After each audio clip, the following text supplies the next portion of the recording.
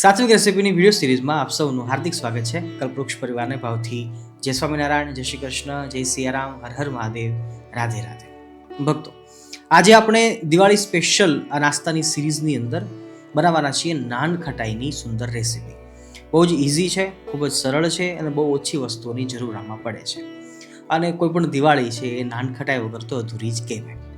મને ખબર નથી હાલના દિવસોમાં લોકો નાનખટાઈ દિવાળી પર બનાવતા હોય કે ન બનાવતા હોય, પણ મને મારા નાનપણની યાદ હજી યાદ છે કે દિવાળી મહિનો આવે એટલે મમ્મી છે એ નાનખટાઈ બનાવતી ડબ્બો ભરીને, અને એ પછી એ આખો મહિનો ચાલતો.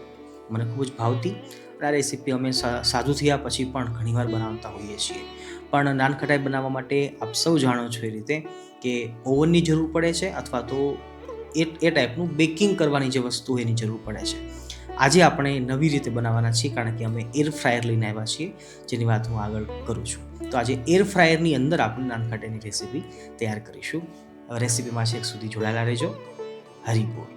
ભક્તો, આજે આપણે જે દિવાળી સ્પેશિયલ નાનખટાઈની રેસીપી બનાવવાના છે એની અંદર બહુ જ ઓછી વસ્તુની જરૂર પડવાની છે. હાલ આપણે મેંદાનો ઉપયોગ કરી રહ્યા છીએ. આ જગ્યાએ આપણે રોટલીનો ઝીણો લોટ આવે એનો પણ ઉપયોગ કરી શકીએ છીએ, અથવા બંને અડધો અડધો પણ લઈ શકાય છે. પણ મેંદાનો લોટનો ટેસ્ટ છે એ પ્રોપર આવતો હોય છે, એટલા માટે આપણે આજે મેંદો લઈ રહ્યા છીએ. ફરીવાર ક્યારેક બનાવીશું ત્યારે ઘઉંનો રોટલીનો ઝીણો લોટ હોય એની પણ આપણે બનાવીશું. એ સાથે એની અંદર હેલ્પિંગ ઇન્ગ્રીડિયન્ટ તરીકે સૂજીનો ઉપયોગ કરવાના છીએ, 3 ચમચી જેટલો. 2 કપ આપણે મેંદો લેવાના છીએ, અને સામે જેટલો મેંદો હશે એનાથી અડધી આપણે દળેલી ખાંડ અથવા દળેલી સાકર પણ લઈ શકીએ છીએ. કાજુ બદામ પિસ્તા એ બધું જ શણગારવા માટે છે અને અંદર ફ્લેવર વધારે એક્સ્ટ્રા નાખવા માટે છે. તો હાલ મેં વધારે માત્રામાં બદામના કટકા લીધા છે, એનાથી નાનખટાઈ છે બહુ જ સરસ લાગશે. એલચીના આખા દાણા મને ફાવે છે એટલા માટે મેં આખા દાણા લીધા છે. તમે એને દળીને પણ લઈ શકો છો. અને સાથે સાથે ઘણી ઝાઝી માત્રામાં ઘી નાખવાનું છે, પણ એ ઘી આજે આપણે આપણું ઘરની ગૌશાળાનું ગીર ગાયનું ચોખ્ખું શુદ્ધ સાત્વિક ઘી એ આપણે ઉપયોગ કરીશું. પરફેક્ટ માપ છે એ આપણે આગળ જોવાના છીએ, પણ થોડોક બેકિંગ સોડા એનો ઉપયોગ કરીશું, જેનાથી નાનખટાઈ છે એકદમ પરફેક્ટ કન્સિસ્ટન્સીમાં તૈયાર થશે. 2 કપ મેંદો લઈએ છીએ, એને ચાળી નાખવો જરૂરી છે. 2 કપ મેંદાની અંદર 4 કપ આપણે સૂજી લઈએ છીએ, જેનાથી બિસ્કિટ છે એકદમ ક્રન્ચી બનશે અને એકદમ ફર્સ્ટ ક્લાસ બનશે. હવે આની અંદર આપણે શુગર નાખીશું દળેલી, અને એ પણ અડધી. મીન્સ કે આપણે 2 કપ જો મેંદો લીધો છે તો આપણે 1 કપ આસપાસમાં દળેલી સાકર લઈશું. ઓછા વધતા આપણે કરી શકીએ છીએ.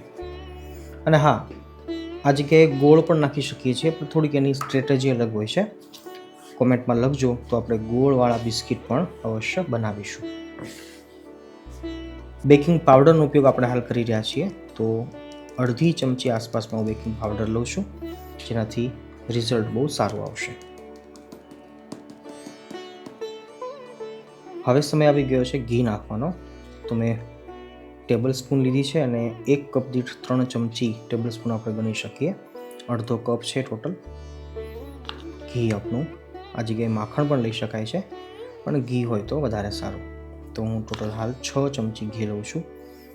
ઘી નાખવામાં કંજુસાઈ ન કરશો, નહીંતર પછી નાનખટાઈ છે એકદમ ફરસી નહીં બને, અને જેવી જોઈએ એવી સ્મેલ નહીં આવે, અને પછી તમે કહેશો કે સ્વામી કયું નહોતું. હું તો કહી દઉં છું કે આમાં ઘી બહુ વધારે વપરાય છે, એટલે શુગરવાળા લોકોએ થોડુંક ધ્યાન રાખીને ખાવું, કોલેસ્ટ્રોલવાળા લોકોએ પણ ધ્યાન રાખીને ખાવું. હાલાકી ચોખ્ખું આ ગીર ગાયનું ઘી છે એનાથી કોલેસ્ટ્રોલ વધતું નથી એવું રિસર્ચ છે, છતાં પણ આપણે સાવચેતી રાખીએ તો વધારે સારું. હવે નાખીએ છીએ મોટી 3 થી 4 ચમચી બદામના કટકા, અને સાથે ઇલાયચીના દાણા બધું જ નાખી દીધું છે આપણે. ફ્લેવર તમે ચાહો તો આમાં વેનીલા ફ્લેવર નાખી શકો છો, બાકી જરૂર નથી. અને હવે આપણે એકવાર સારી રીતે ચલાવી લઈએ. પછી જોઈશે ઘટશે એટલું આપણે દૂધ નાખીશું. ઘટશે એટલું ઘી નથી નાખવાનું. જે બેકરીમાં બનતા હોય છે બિસ્કિટ, અને સ્પેશિયાલિસ્ટ હોય છે ને, એ લોકો વધારે માખણ નાખતા હોય છે અને લિક્વિડનો ઉપયોગ કરતા નથી હોતા.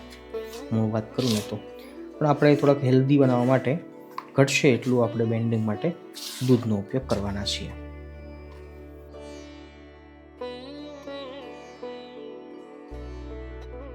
ભક્તો, સારી રીતે મિક્સ કર્યા બાદ જોઈએ છીએ તો આવી રીતે બાઇન્ડિંગ આવે છે. જુઓ, પરફેક્ટ છે. આ જગ્યાએ હજી આપણે એને લોટ જેવું બનાવવાનું છે અને હવે એના માટે આપણે ઉપયોગ કરીશું દૂધનો. તો જેટલું જોશે પ્રમાણે હું ગાયનું જ તે દૂધ લઉં છું. ઓછું નાખતા જઈશું, જરૂર પડશે એટલું ઉપયોગ કરીશું. ટોટલ અડધા ગ્લાસ દૂધમાંથી કેટલું જોશે એ હું લાસ્ટમાં કહું છું. ભક્તો, લોટ આપણો તૈયાર છે અને હવે આપણે 5 મિનિટનો રેસ્ટ આપવાનો છે, જેથી સૂજી છે એ ફૂલી જશે. પણ દૂધની કન્સિસ્ટન્સી બતાવું તો અડધા ગ્લાસમાંથી પણ અડધું દૂધ, હજી અડધું નહીં પણ થોડુંક વધ્યું છે, એટલે આટલું દૂધ જ જરૂર પડી છે. હવે આને સારી રીતે મસળી લો એકવાર અને પછી આને રેસ્ટ આપી દઈએ. અને ત્યાં સુધીમાં આપણે આપણું જે એર ફ્રાયર છે એને પ્રીહીટ કરવા માટે રાખી દઈએ છીએ 5 મિનિટ માટે. 5 મિનિટનો રેસ્ટ આને આપણે આપીશું, પછી શેપ આપી દઈએ. ભક્તો, આ છે પિજન કંપનીનું એર ફ્રાયર. મિની ઓવન આપણે આને કહી શકીએ છીએ. અલગ અલગ સાઇઝમાં મળતું હોય છે. અમે હાલ 4 લીટરનું લાવ્યા છીએ. અને જો કે એર ફ્રાયર હવે તો બધાના ઘરે હોય જ છે, બહુ નોર્મલ વસ્તુ છે. કદાચ કોઈના ઘરે ન હોય તો હું રિક્વેસ્ટ કરીશ કે આ દિવાળીએ એર ફ્રાયર વસાવી લેજો, કારણ કે બહુ ઓછા તેલમાં તૈયાર થતી વસ્તુઓ છે એ આની અંદર આપણે બનાવી શકીએ છીએ. અને બહુ હેલ્ધી વસ્તુઓ બનતી હોય છે, એવા દાવા કંપનીઓના હોય છે. અને સાથે રિસર્ચ પણ એવા થયા છે, ડૉક્ટરો પણ સલાહ આપતા હોય છે. અને કદાચ આપણે વિસ્તારથી વિશેષ આગળ વાત કરીશું, કદાચ બીજા વિડીયોમાં વાત કરીશું. પણ હાલ આપણે ટૂંકમાં એટલું જાણીએ કે એર ફ્રાયર છે બહુ જ સારી વસ્તુ છે અને ગરમ પવનથી તૈયાર થતી વસ્તુઓ છે આની અંદર તૈયાર થાય છે. એટલે બહુ એક્સ્ટ્રા હીટિંગ આપણે આપી અને કદાચ એના ન્યુટ્રિશન બળી જાય એવી કોઈ ડર કે ચિંતા આની અંદર રહેતી નથી, એવું રિસર્ચરોનું કહેવું છે. તો હાલ આપણે 160 ડિગ્રીના તાપમાને આપણી નાનખટાઈને કે કૂકીઝને આપણે બનાવવાની છે, બેક કરવાની છે. પણ એના માટે આપણે હાલ પ્રીહીટ પહેલાં કરી લઈએ છીએ. તો હાલ આપણે 160 ડિગ્રીના તાપમાને પ્રીહીટ કરવા માટે મૂકી દઈએ છીએ 5 મિનિટ માટે. 160 થયું અને હવે ફંક્શન બદલી બેકિંગનું લઈ લઈએ અને 5 મિનિટનો ટાઈમ આપી દઈએ.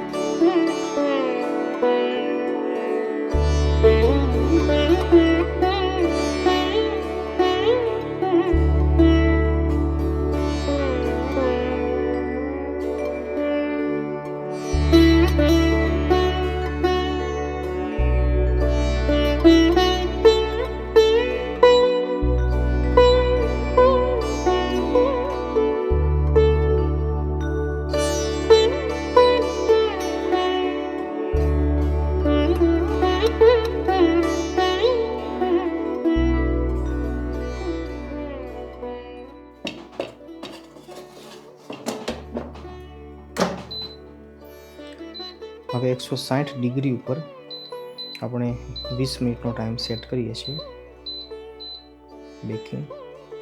અને ડિગ્રી જોઈ લઈએ તો 160, ટાઈમ જોઈ લઈએ તો